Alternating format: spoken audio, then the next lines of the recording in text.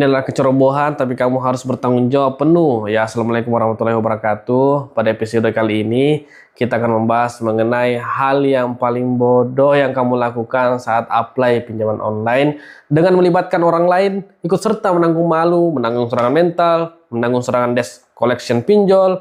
Ya, kadang kamu nggak sadar telah menyakiti orang yang tidak tahu apa-apa, bukan karena kata-kata, bukan karena perbuatan kamu, tapi karena keputusan yang kamu ambil di saat terdesak itulah. Ya, salah satunya adalah saat menyematkan nama mereka menjadi kontak darurat di pinjaman online, teman-teman.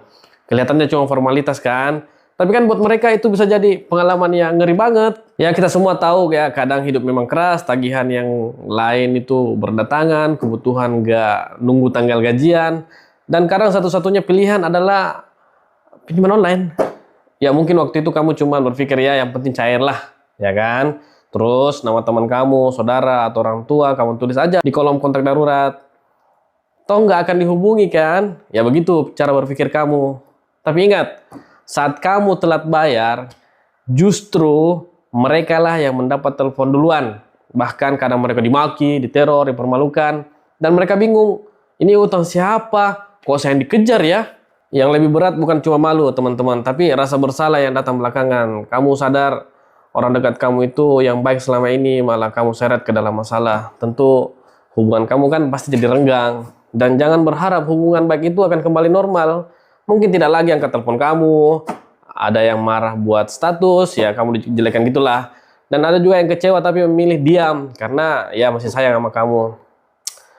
Orang-orang yang kamu seret ini sebagian besar bukan marah karena kamu utang, karena kamu tidak izin terlebih dahulu kepada mereka. Mestinya kan kamu tanya dulu dong, bisa nggak kamu jadi kontak darurat aku?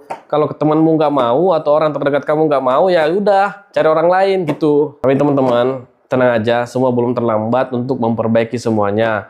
Langkah pertama adalah minta maaf. Yes, sesederhana itu. Tapi berat kalau kamu nggak tulus. Ya, kamu tahulah sebagian dari kamu pastikan ya bodo amat. Ngapain aku minta maaf? Toh aku juga memang butuh duit, kemarin gak ada yang bantuin aku. Kan cara berpikir kamu jelek banget seperti itu. Ya, kamu cukup minta maaf aja. Maaf ya, waktu itu aku salah banget. Aku hilaf, aku nggak sempat untuk nanyain kamu dulu. Apakah kamu bersedia menjadi kontak darurat atau enggak? Kamu harus minta maaf. Kamu harus berubah. Kamu harus menjadi orang yang bertanggung jawab. Minimal bertanggung jawab moral bahwa kamu telah salah.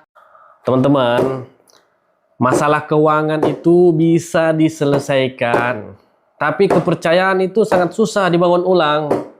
Makanya kalau kamu lagi dalam posisi berutang pinjol sekarang, inilah langkah kecil buat untuk beresin semuanya. Yang pertama ya, akui dulu kondisimu, jangan menyangkal, jangan pura-pura bodoh. Yang kedua, catat semua utangmu dari yang paling kecil sampai yang paling besar. Yang ketiga, hubungin pihak pinjol resmi untuk negosiasi cicilan. Kalau bisa aku udah jelasin sih di ebook aku.